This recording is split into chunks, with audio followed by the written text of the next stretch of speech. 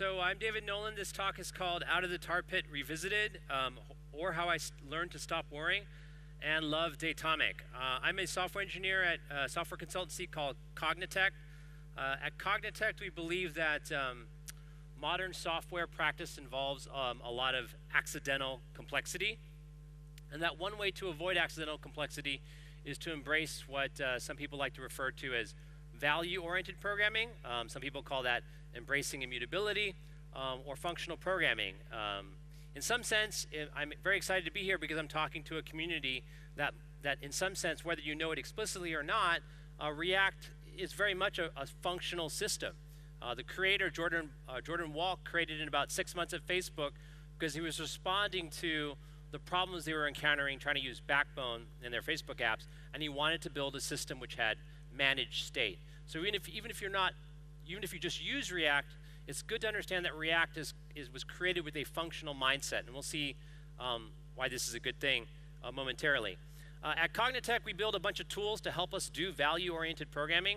These include Clojure. Rich Hickey's the CTO. He created Clojure 10 years ago now, and that's a functional Lisp for the Java virtual machine. We also have something called ClojureScript. I'm the lead developer of ClojureScript, and that's simply a version of Clojure that compiles to JavaScript. That's doing pretty well these days. It can actually self-compile. And so some people run ClojureScript completely self-hosted on Node.js. You don't even need the JVM anymore, which is pretty cool. And the other thing which you probably haven't heard of, you may have heard of Clojure, you may have heard of ClojureScript, but you probably haven't heard of Datomic. Datomic is a database that's 4 years old now, created by Rich Hickey, written in Clojure, which is trying to basically bring the value proposition of value-oriented programming or programming with immutability all the way to the root of your system. And that's the database, right? That's your system of record, which feeds all other aspects of your application. What happens when you do this? I think you can have a radically simpler software system. And we're going to dig into that. I'm not going to talk that much about Clojure or ClojureScript. It's really about Datomic, and I think what Datomic can bring if you already sort of have this sort of functional perspective that React gives you. This is an image of a tar pit. This is a classic image for describing what modern software engineering looks like, right? You're getting stuck in the tar pit, you're trying all these things, and it's really a big mess. This is the cover of Fred Book's very famous set of essays, now 50 years old, on how large software projects fail. I think what's happened, though, in the ensuing years, like in 50 years, is that even if you're working on a medium-sized software project, it involves, your database lives somewhere else in the cloud, your app server lives somewhere else in the cloud, you probably have searches in a separate server in the cloud, and then you have a front end and you're writing a React. And even if your team is only 5 people, you have a very non-trivial system. And you immediately encounter these complexities that Fred Brooks is talking about in these quote-unquote large systems. I think from medium to large systems, you're going to encounter the problems that he's talking about. We're not going to talk that much about Fred Brooks. We're going to talk about a response to Fred Brooks' book. And that's this paper, which I recommend that you run, not walk to read. It's one of the, I think, best papers pointing out what's actually wrong or problematic with modern software development. This is called Out of the Tar Pit by Ben Mosley and Peter Marks. This paper has heavily informed the design of Clojure, thus ClojureScript, and Datomic. And in fact, I would say those things in some sense are a response to this paper. And basically they say that complexity, and these are two Haskell programmers, they're trying to identify why software fails. And they believe that a lot of it just comes down to the fact that we have too much unmanaged state. That a lot of what Fred Brooks said was essential complexity was not essential complexity, but was simply stuff that happens if your system is not on a good foundation, which is a stateful foundation. That's not good. There's a quote from this paper. It's funny, Rich Hickey gave this great talk we should see called Simple Made Easy, and people got really angry because he sort of said, what happens when your types fail and your tests fail? So what was wrong with your program? And that's probably what was wrong is that your program wasn't that simple. And people got really mad. Just like, you think tests suck and types suck, and he's not saying that at all. And in fact, he was simply rephrasing what's in the paper. Right? These are two Haskell programmers who, of course, believe in typed functional programming. They're working on serious systems, so of course they believe in testing, but they're the ones that said, when you have to choose between reasoning capability and tests versus simplicity, they would choose simplicity over all else. because simplicity will always pay back, right? Tests, maybe the tests weren't that great. Types, maybe your design of the program around the types was also not that great. It's unclear whether those things will serve the future application, but simplicity definitely will. So they outline an architecture in this paper. It's called FRP. Now, if you've been to ReactiveConf a couple years, you're probably thinking, I know FRP. You know, you've probably seen some of Richard Feldman's amazing talks on Elm or Evan's talks on Elm, and you're probably thinking, oh, you're talking about functional reactive programming. And that's not what they're talking about this paper. They're talking about functional relational programming. When they wrote this paper 11 years ago now, this was a hypothetical architecture. And what I want to talk about today is the fact that this architecture is completely possible right now. React is, I would say, one part of such a system. In fact, React is something they never could even have imagined in this paper. They were really talking more about the back-end parts, and they were how the front end was going to work in a functional, less stateful way was not clear to them. And I think React is a really great answer. But anyways, in this hypothetical architecture, it's that it doesn't matter which component of your system that you're looking at, it needs to be functional. And by functional, we don't mean you have to use Haskell or Erlang closure. We mean you should pick a software methodology which reduces the amount of mutable state in your application. That you think about programming around values. Raise your hand if you use Redux, right? That's a lot. That's good, right? So you're familiar with this idea. You have this notion of a single app state. It's all in one place, and it's very easy to reason about. And you're really controlling how much mutation occurs in your program, and this pays back as you increase sort of the ambitions of what you want your program to do. By relational, this is something that I think we're only now touching upon. For those of you, raise your hand if you use GraphQL. So less people, but still, this is changing. GraphQL is trying to answer this problem, which is that historically, when you build a front end, you do the back end, and the back end's a REST endpoint, and you can't control what it returns. And this really stinks, because when you do the front end, whatever was dictated in the REST endpoint is not what you need. It's not what you need at the presentation layer, right? And so GraphQL says, wouldn't it be great to give some query capability to the client so that when they go to render, they don't have to do any additional work?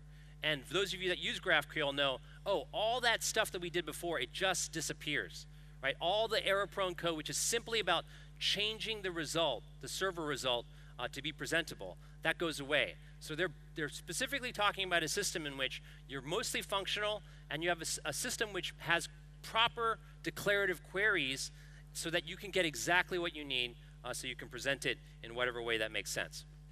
So FRP. So I think FRP is actually, this type of FRP is possible today, and I think Datomic can fit in here along with React and more functional approaches on the back end.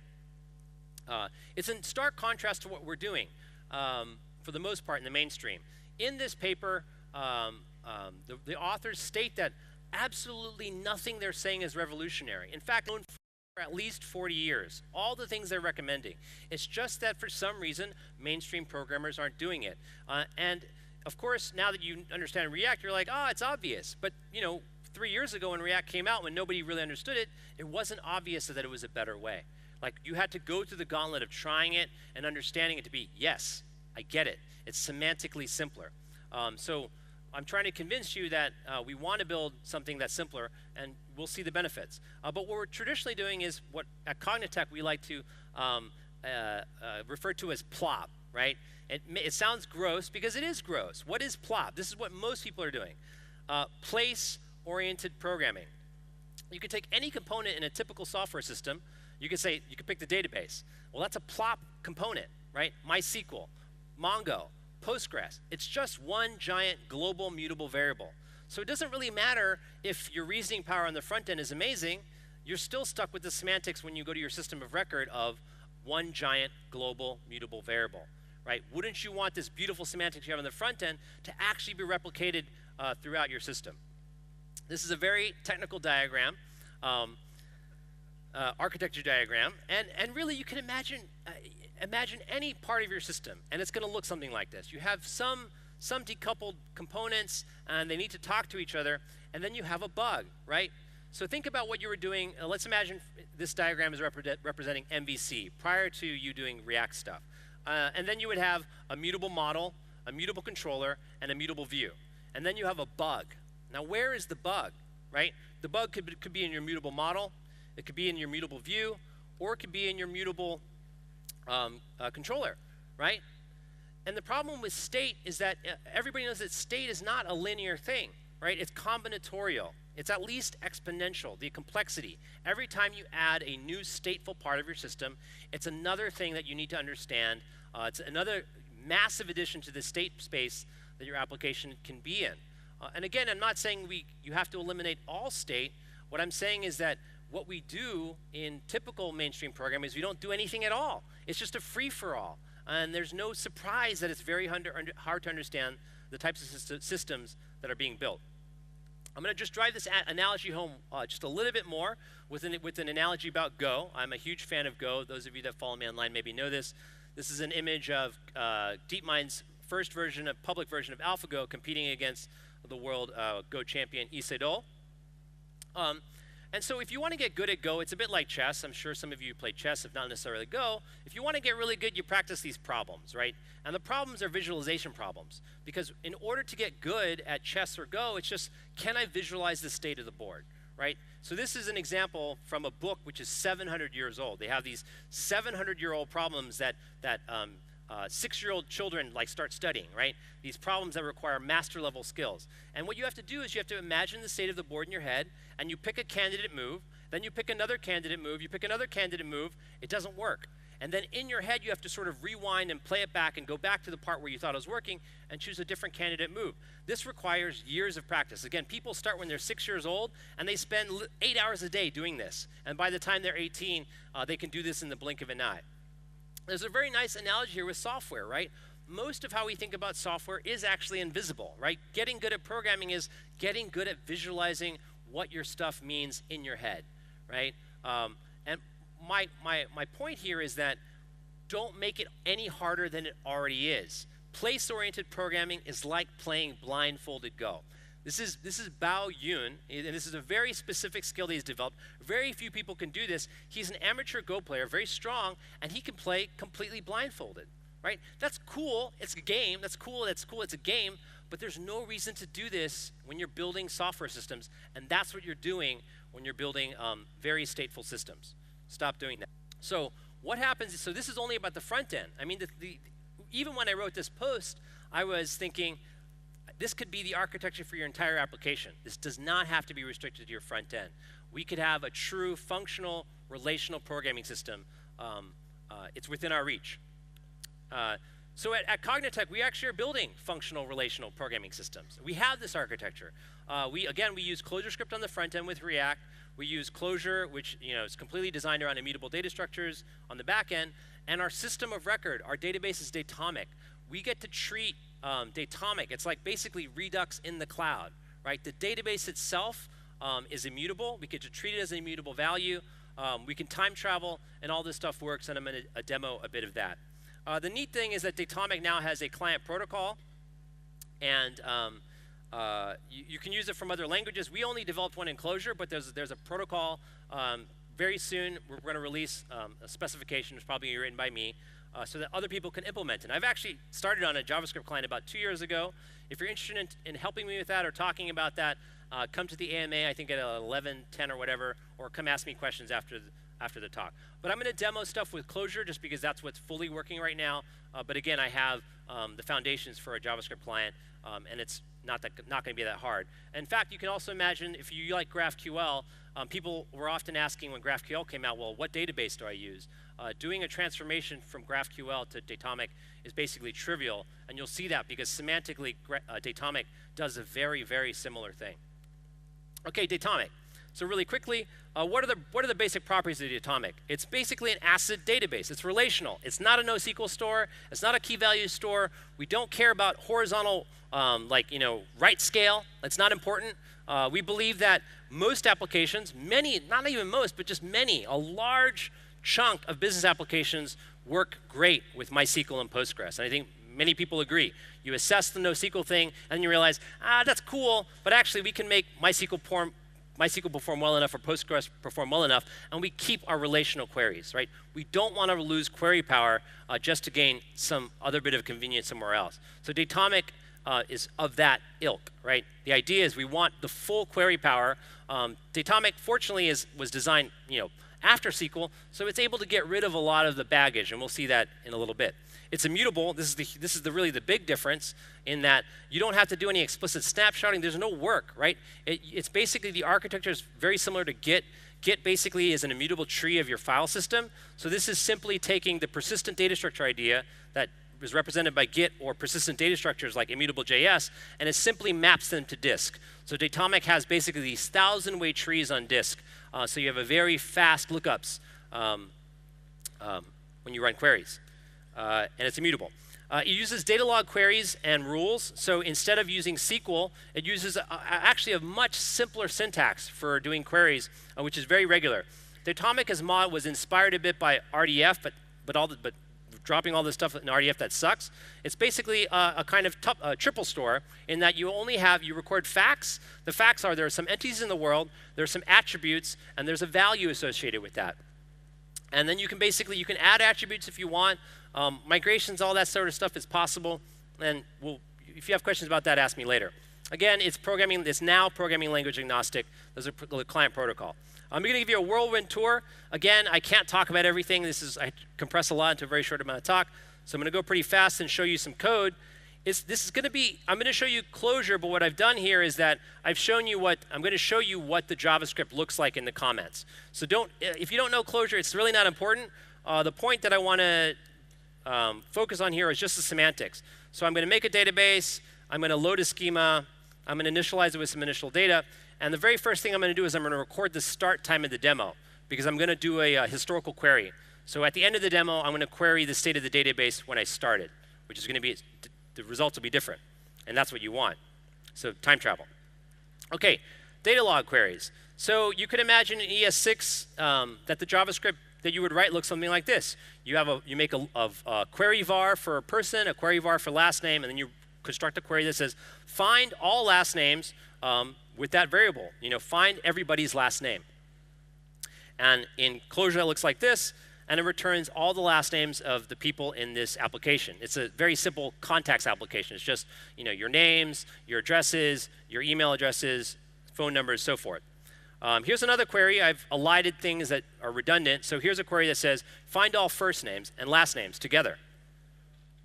Returns all first names and last names together. Of course, parameterization, all the typical stuff that you're used to, all this stuff works. Here I want to find the last name of the person that has the first name Kovas. And that returns the ID, just like database ID in MySQL or Postgres or any database, the database ID of that entity, and then the property I'm looking for, which is the last name. Negation, disjunction, all the typical relational stuff that you would care about, all this stuff works. So find the first name and last name, but we don't want the case where the last person's name is Smith, right? So we want everybody that has a first name, but not anybody that has last name Smith, and that works. So here's a join, so there's a less trivial query. So here it says, find the org name, the first name, and the last name. First, look up a person named David Nolen. Figure out which organization he belongs to, then find everybody else that belongs in that organization. But notice I don't have to talk about inner joins, outer joins. Basically, Datomic lets you express, like GraphQL, you can do these relational queries, right? You can get related information, and you don't have to talk about joins. It's just implicit in the query language itself. So here, I'm going to look up what's the data that's there, and it turns out that Kovas is in Kitchen Table Coders. I'm in Kitchen Table Coders. And Richicky's in Cognitech, and I'm also in Cognitech. Right, so this is a join. So all the things that you're used to from relational queries works. But what I want to demo is that in modern applications, a lot of what you do is SQL without using an ORM, and I'm not a fan of ORMs, and that's a whole other topic. You often need a translation layer to get what you really need for the client, which is a tree. Right? The reason people like GraphQL is a graph-oriented syntax which allows you to return trees, which clients can render immediately. You need no additional transformation steps. So this is something that Datomic supports fundamentally. So here I can look up the person named Kovas, and this is just going to return the ID in the database of that entity. And then here I can say, given that entity, I want to grab all of its attributes and pull recursively all the attributes that are part of that entity.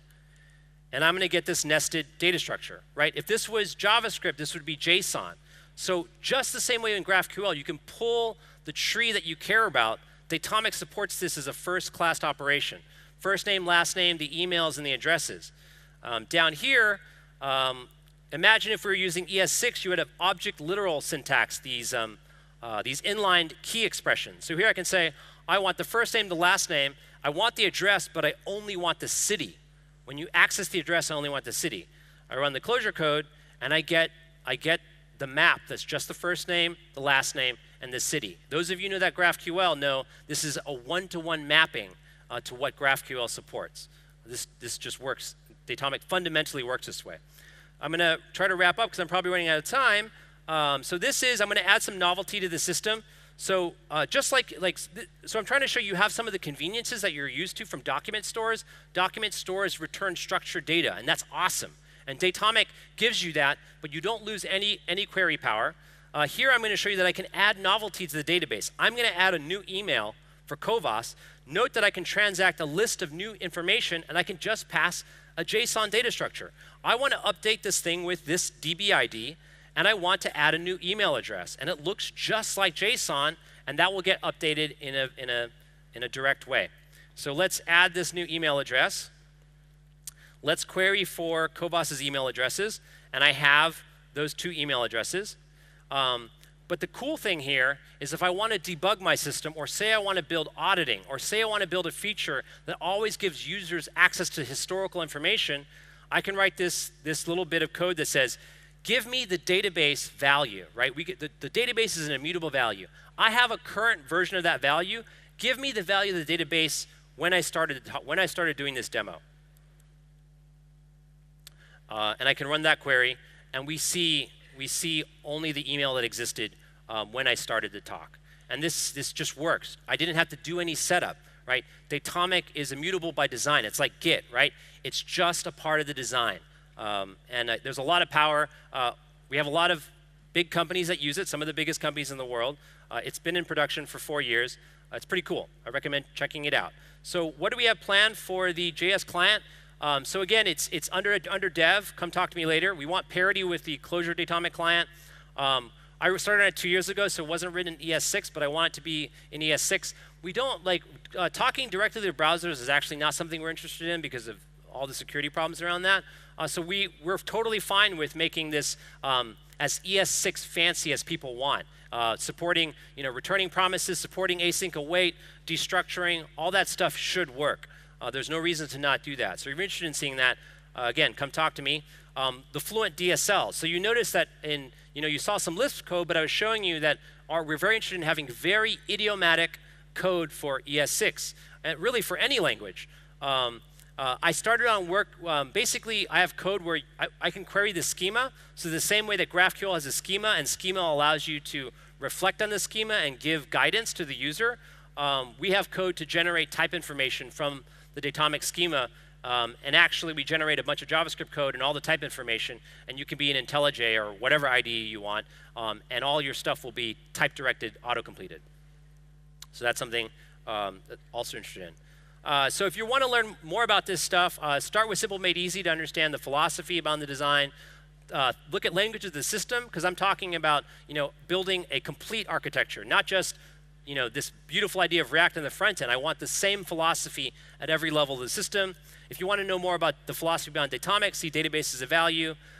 One last thing is that last month, Stuart Holloway, the president of Cognitect, announced that Datomic now works on AWS. So one sort of historical hurdle was that operationalizing Datomic isn't hard, but if you're a JavaScript programmer, you have to learn about the JVM and managing the JVM, and that's a hurdle for a lot of people that would like to adopt Datomic. So now we have, we're about to launch Datomic on AWS in the AWS Marketplace, and creating a Datomic instance that you can connect to Node.js is basically one click in the AWS console. Thanks, that's all I have. Again, sorry that was so quick, but I have an AMA at 11 or 11:10 or whatever, and then of course, come find me and ask me questions later. Thank you.